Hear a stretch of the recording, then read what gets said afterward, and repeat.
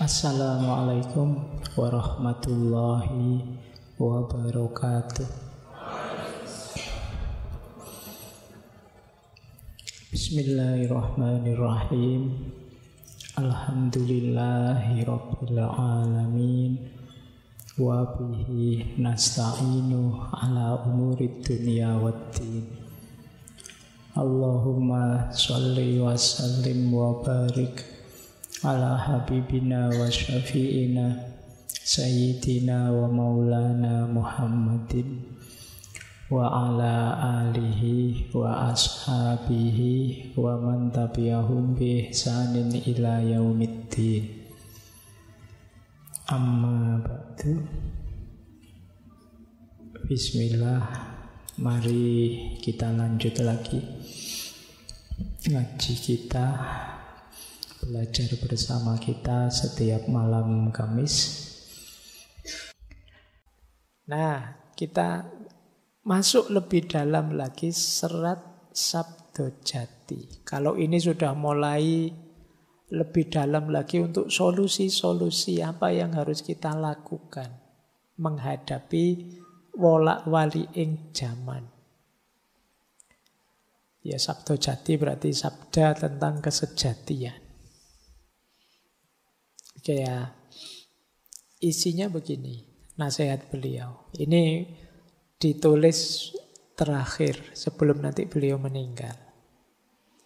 Jangan berhenti berusaha berbuat kebajikan agar mendapat kegembiraan dan keselamatan, tercapai segala cita-cita, terhindar dari perbuatan yang bukan-bukan, dan harus gemar prihatin.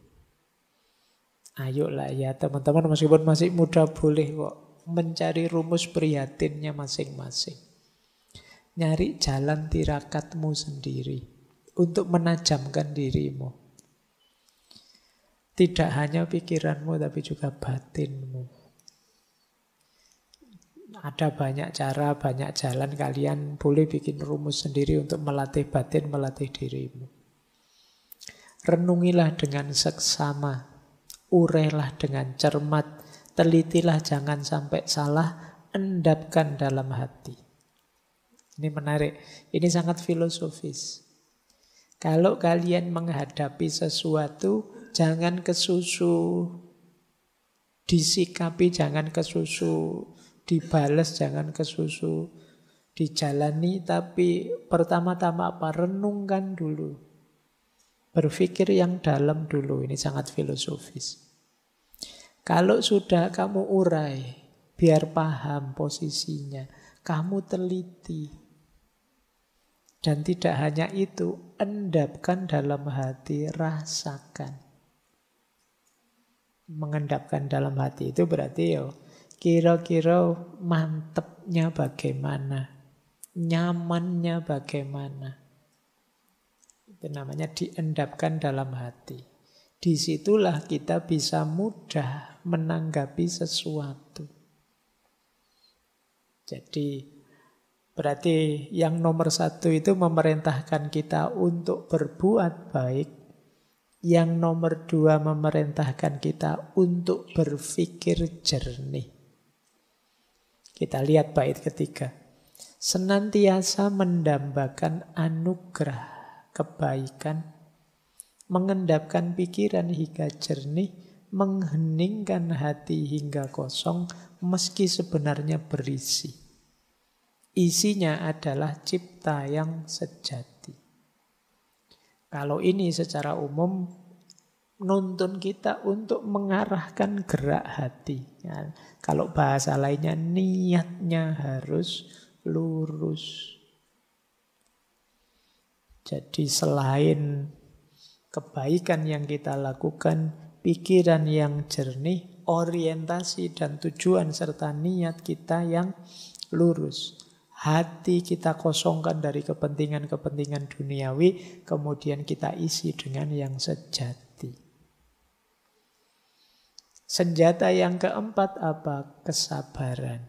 Jalankan semua itu dengan penuh kesabaran. Sebab jika bergeser akan mengkhawatirkan. Jika kesurupan setan gundul yang menggoda membawa kendi berisi uang banyak. Nah, yang bisa membuat kita kesurupan apa? Setan gundul. Setan gundul itu ya biasanya membawa kantong isinya uang. Nah, jadi orang sudah tirakatan membersihkan hati, membersihkan pikiran, meluruskan niat. Begitu ketemu duit, bisa saja melenceng karena itu godaan paling berat. Yang bisa kesurupan jin lebih gampang, kalau kesurupan duit lebih susah. Setan gundul ambisi untuk nyari duit, kata Ronggo Warsito. Makanya hati-hati dengan setan gundul itu. Kan kita selama ini ada prinsip UUD, apa-apa ujung-ujungnya duit. Dengan uang apa sih yang tidak selesai? Tapi kalau kita seperti itu, ya kita kehilangan kejernihan diri tadi. Eman-eman. Nah, maka ayo kita prihatin, tirakat. Ayo membersihkan pikiran, membersihkan hati. Ayo mengorientasikan diri ke arah yang positif, niat yang baik. Mari menjalankannya dengan sabar dan hati-hati kesurupan. Dilanjutkan kesurupan selanjutnya apa? Bila terpengaruh oleh perbuatan yang bukan-bukan, akan menjadi sarang iblis. Senantiasa mendapatkan kesulitan, kerepotan, sulit menenangkan hati, seperti orang mabuk kepayang. Jadi selain duit tadi, kadang-kadang apa? Kita ngurusi hal-hal yang tidak penting, yang tidak ada gunanya, yang efeknya kadang malah negatif. Kelihatan sibuk luar biasa tapi tidak ada manfaatnya. Jadi kita repot, kita sulit, tapi hati kita tidak tenang, seperti orang mabuk. Kenapa bisa begitu? Biasanya karena kita terpengaruh oleh perbuatan yang bukan-bukan. Ya termasuk kalian ya, sekarang saatnya berarti kita cermati dalam sehari kita ngapain aja sih. Seminggu ini saya ngapain aja, menghasilkan apa, memproduksi apa. Kalau lebih banyak yang tidak penting, yang bukan-bukan, rumusnya beliau, berarti sebenarnya diri kita jadi sarangnya iblis. Iblis nyaman dekat-dekat kita karena kita melakukan hal-hal yang tidak penting, yang tidak perlu. Akhirnya apa? Kalau jadi sarangnya iblis, kata Ronggo Warsito, hatinya jadi tidak tenang. Was-was terus. Rasanya kok tidak nyaman terus. Seperti orang mabuk. Kita jalan kemana-mana seperti orang bingung.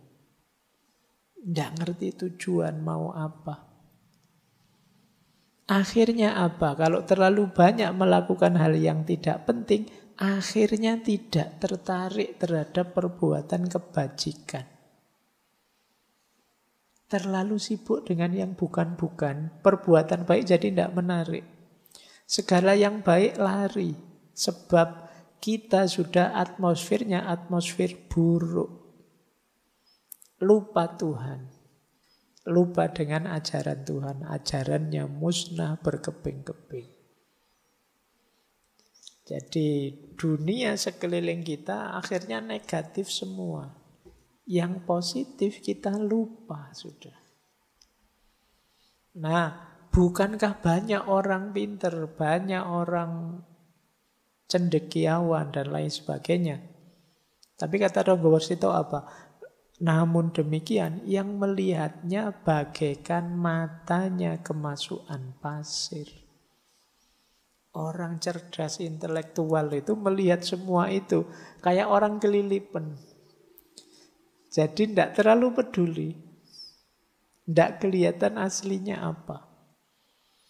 Tidak melihat betapa sengsara, betapa banyak kebingungan, betapa banyak keresahan di sekelilingnya. Itu bahasa beliau seperti orang kelilipan. Yang bisa melihat itu kan ya tadi istilah beliau ya, ada orang pinter, ada para alim dan lain sebagainya. Itu tidak peduli dengan apa yang terjadi tadi. Seperti orang yang matanya kena pasir. Akhirnya apa? Banyak orang yang bersujud pada yang jahat. Orang jahat, orang buruk ditunduki sedemikian rupa dianggap utusannya Tuhan. Nah, ini mulai sekarang kalau bahasa kita mempertuhankan yang bukan Tuhan. Bahkan orang jahat kita anggap utusannya Tuhan. Itu ketika kita tidak bisa tadi, tidak bisa tirakat, tidak bisa membersihkan hati, tidak bisa sabar, dan lain sebagainya. Nah, coba kita cek diri kita. Kata beliau selanjutnya begini, tapi bagi orang yang bijaksana, biasanya cirinya apa? Galau hatinya. Jadi, kenapa hatinya galau? Jika tidak ditiru, tidak ikut orang lain, dia disalahkan. Dan hidupnya jadi tanpa makna. Tapi kalau ditiru, hidup jadi hina. Jadi orang bijaksana, dia bisa melihat, tapi dia bingung.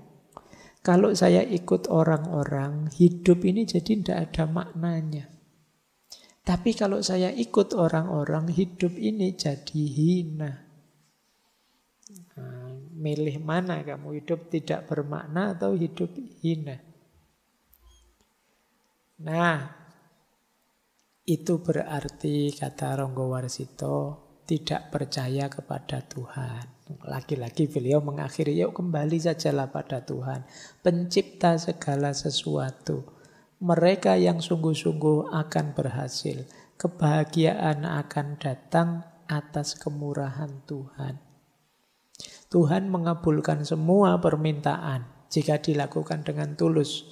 Tuhan akan menolong, tidak kurang sandang pangan, terkabul semua keinginan. Ini beliau menarik. Di belakang terus beliau bilang, bla bla bla bla, beliau bilang sang pujangga sambil menasehati, membuka rahasia ilahi yang banyak tersembunyi sehingga dapat diketahui. Manusia yang hidup di zaman kerepotan, keburukannya meningkat, perbuatannya menjadi-jadi, pikiran-pikirannya sesat, keampuhannya tidak tampak lagi. Lama-kelamaan makin memprihatinkan. Merasakan ramalan tersebut, sang pujangga senantiasa merenung diri, melihat zaman penuh keprihatinan. Selesainya kapan? Ini ramalan lagi ya.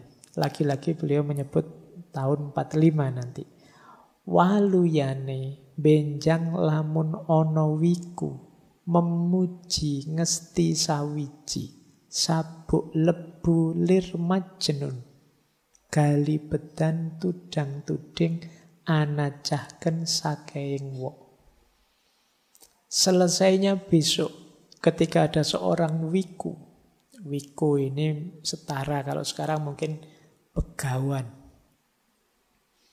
Jadi seorang alim, orang suci yang memuji yang tunggal sejati. Istilahnya bagus.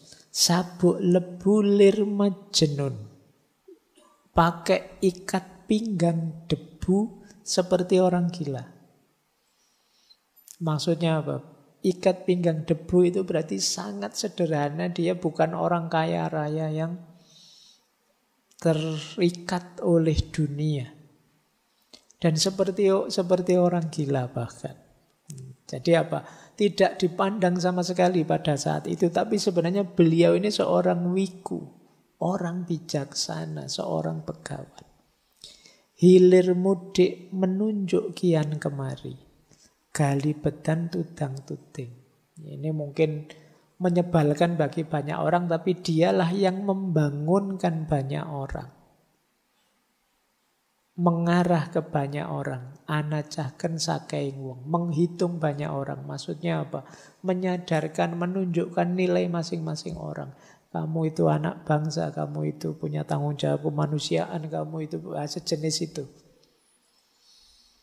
Dan itu terjadi dengan Sengkolo tadi ya. Wiku memuji ngesti sawiji. 1877 atau tahun Masehi 1945. Disitulah baru selesai zaman Kolo Bendu. Kolo Subo kang gumanti diganti dengan zaman Kolo Subo. Wong cilik bisa gumuyu, rakyat kecil bisa tertawa. Nora kurang sandang bukti, tidak kekurangan sandang pangan, sediane kabeh kelakon. Semua keinginannya terpenuhi. Nah, ini 4 yang terakhir ini ramalan tentang diri beliau sendiri. Penglihatan sang pujangga belum tuntas. Seperti benang yang terus diulur. Namun karena umur, sudah saatnya mencapai kesejatian.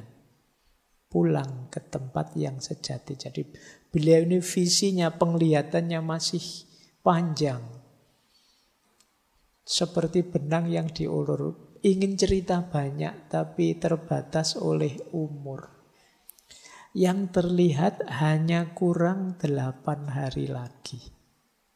Waktu kematian akan tiba. Terlihat di Lauhil Mahfud kembali menghadap Tuhannya tepatnya pada hari Rebu Pon. Tanggal 5 kira-kira waktu zuhur bulan Selo tahun Jimakir. Wuku tolu windu sengoro. Itu kalau dimasehikan tanggal 24 Desember 1873 pas. Itulah saat yang ditentukan. Jadi ini beliau membaca kapan aku meninggal bisa pas. Sak jam-jamnya.